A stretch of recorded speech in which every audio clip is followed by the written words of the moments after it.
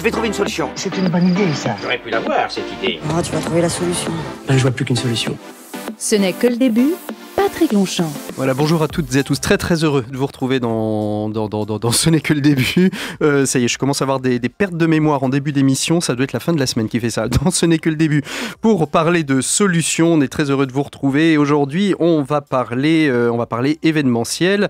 On va parler aussi de tri de déchets. On va parler avec Aremax. Bon, bonjour Fanny Garcia. J'en bafouille. Je ne sais pas ce que j'ai ce matin, ce midi. Je bafouille.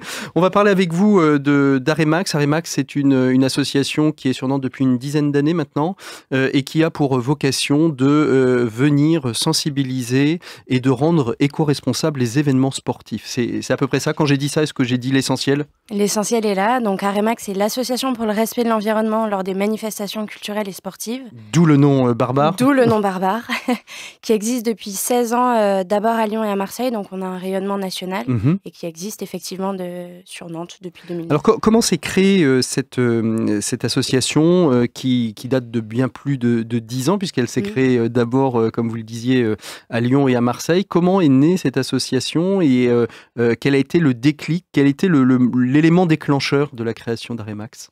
Donc, c'est deux copains festivaliers qui profitaient de leur événement et qui se sont rendus compte qu'en fait, il y avait beaucoup de déchets produits lors des événements et qui ont décidé de mettre des poubelles sur leurs événements. Tout simplement. Déjà, le premier geste éco-responsable, c'est simplement de mettre des poubelles, parce qu'il n'y en avait pas. Mettre des poubelles, c'est ça. Donc, on a bien évolué depuis, mais c'est une histoire de copains qui s'est développée. Alors, de là à mettre des poubelles et à la création de l'association, quel a été l'élément qui ont fait que finalement, aujourd'hui, c'est peut-être quasiment leur quotidien, ces deux copains ? Alors, les deux copains sont bien agrandis. On est une vingtaine maintenant à travailler à temps plein. Pour Aremax. Pour Aremax. Et en fait, c'est un vrai enjeu pour les événements, de développer leur aspect éco-responsable, en fait, parce que on sait que que les événements produisent beaucoup de déchets. Pardon, je vais y arriver. Non, mais c'est moi qui je dois déteindre sur vous, sur le côté bafouille. Mais ça arrive, vous inquiétez pas.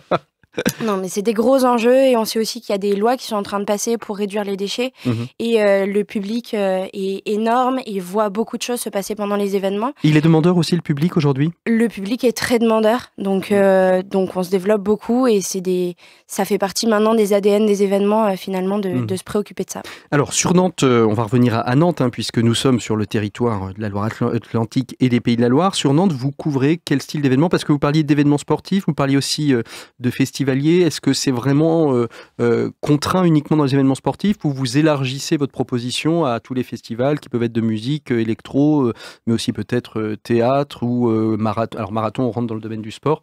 Oui. Est-ce que vous élargissez au-delà du sport un petit peu ? On intervient sur tout type d'événements, donc que ce soit des gros festivals de musique, donc on intervient par exemple sur les Rendez-vous de l'Erdre, les Escales qui sont à Saint-Nazaire, mais aussi Pacotizon qui arrive en avril. Et aussi sur des manifestations sportives et professionnelles, Web Today, la Fabrique du Changement. On est vraiment à même de proposer des solutions pour tous les types d'événements. Alors aujourd'hui, vous intervenez de quelle manière ? C'est juste de la mise en place de poubelles, comme il y a une vingtaine d'années, ou est-ce que ça va un petit peu plus loin ? On a fait évoluer notre offre. Nous, ce qu'on fait, c'est qu'on conseille d'abord en amont les organisateurs d'événements à réduire leurs déchets.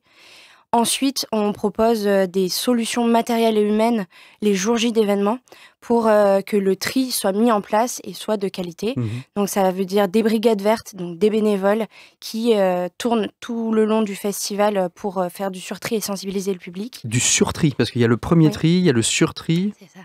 Donc idéalement, on sensibilise le public à faire le bon geste du tri, donc sur des poubelles de tri sélectif, recyclables, non recyclables, verres, mégots, déchets électriques et électroniques. Ensuite, s'il y a des erreurs de tri qui arrivent, vos bénévoles vertes va refaire ce tri pour pouvoir finalement emmener en déchetterie et dans les endroits où vous envoyez aussi en recyclerie ou comment ça se passe? Nous, on travaille beaucoup avec les collectivités qui font la gestion des déchets. On peut aussi travailler avec des déchetteries quand on a des gros encombrants et avec des partenariats privés. Ça dépend beaucoup de l'événement. Alors, comment ça se passe aussi? Est-ce qu'il y a un aspect... alors, l'événement sportif est construit avec des différents points pour justement trier, mais est-ce qu'il y a aussi des endroits de sensibilisation, d'explication? Parce que, comme on dit, c'est bien de faire le geste, mais si on sait pourquoi on fait le geste, c'est encore mieux. Donc nous aussi, pour compléter un peu le travail de notre brigade verte qui tourne sur les poubelles, Mhm. on a aussi des stands de sensibilisation et des animations qu'on peut proposer en fonction des événements. Et notamment, vous parliez des manifestations sportives, on a un outil qui s'appelle le vélo broyeur et qui permet de sensibiliser à la question des biodéchets. Le vélo broyeur, alors dites-nous ce que c'est C'est exactement. un vélo avec une caisse et Et qui des broie? dents et qui broie la vaisselle compostable. Mhm. Donc qui permet de faciliter le travail du compost par la suite, Mhm. surtout quand on a des gros volumes de vaisselle compostable, et qui permet aussi de sensibiliser le public qui pédale en fait en ramenant ses déchets et enfin voilà, ça engage des conversations autour du gaspillage Du alimentaire. gaspillage alimentaire et des produits. Alors, quand vous parlez d'éléments compostables, ce sont des éléments en carton, des éléments biodégradables. Oui, alors en fait, ça dépend beaucoup de la marque de la vaisselle Mhm. compostable, mais souvent c'est fait à base de De maïs. maïs. Voilà, de maïs, de blé, qui permet d'avoir quelque chose qui s'intègre bien au compost. Mhm. Alors, une fois qu'on a dit tout ça, Aremax, aujourd'hui, ça intervient sur un certain nombre d'événements.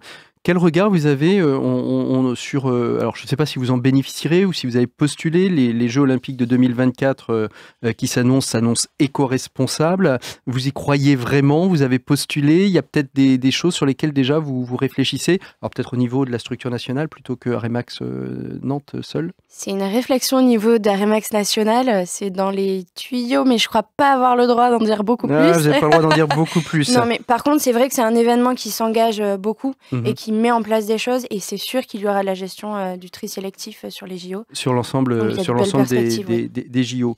Est-ce qu'il n'y a pas aussi un petit peu le risque, parfois, je ne parle pas pour vous, mais pour certains événements, de se dire éco-responsable et puis finalement de faire le minimum pour aller avoir cette espèce de label ou pouvoir communiquer dessus et il pourrait aller plus loin? Je pense particulièrement au Tour de France. Alors, on n'intervient pas sur le Tour de France. Non, mais ce qui est sûr, c'est que nous, en tant qu'association, pour qu'on aille vers un événement et qu'on travaille avec eux, on s'assure qu'il y a une vraie volonté de la Mhm. part de l'organisateur de progresser et de faire des choses concrètes, puisque nous, on est avant tout dans l'opérationnel des Mhm. déchets. Mhm. Donc voilà, ça nous paraîtrait improbable d'aller sur un événement qui n'y croit pas. Alors, il y a des auditeurs peut-être qui organisent des festivals plus ou moins modestes. Vous intervenez sur tout type de festival. Oui. C'est quoi à peu près le coût d'intervention pour un... Alors, on va donner des fourchettes parce que c'est toujours une histoire de taille d'événement, de proposition, mais est-ce que c'est abordable? Est-ce que n'importe quel festival qui veut devenir éco-responsable ou petite organisation d'un village local peut faire appel à vous et ça ne lui coûtera pas les yeux de la tête?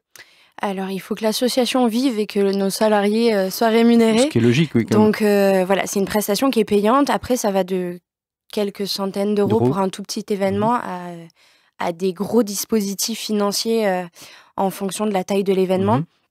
On trouve toujours des solutions pour pouvoir accompagner les événements qui s'engagent et qui souhaitent s'engager. On peut aussi proposer de l'animation. En fait, il y a vraiment plusieurs façons Il y a plus d'intervenir. de portes d'entrée, en fait, c'est ça? Plusieurs portes d'entrée, et aussi on intervient dans le cadre de marchés publics et notamment de Nantes Métropole Mhm. qui accompagne les manifestations à l'éco-responsabilité.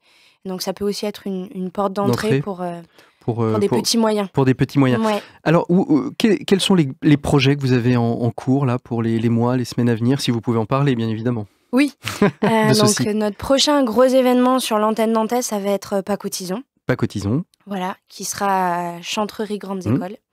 On a aussi le festival TECAP sur l'accessibilité. Historiquement, on accompagne les rendez-vous de l'Erdre tous les étés. Les escales de Saint-Nazaire aussi. Et puis après, Web Today, la fabrique du changement, comme je disais. Est-ce qu'il y a on a des évolutions dans les offres? Est-ce que vous faites évoluer vos offres et de quelle manière?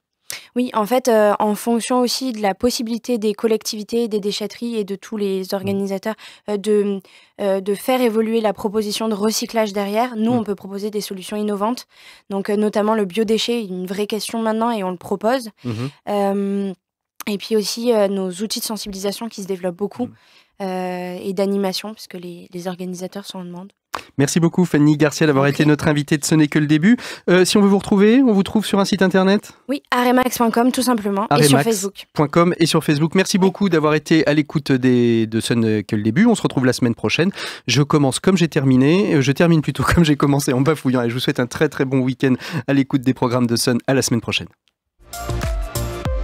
Ce n'est que le début, en replay et en vidéo sur mysun et lesonunique.com.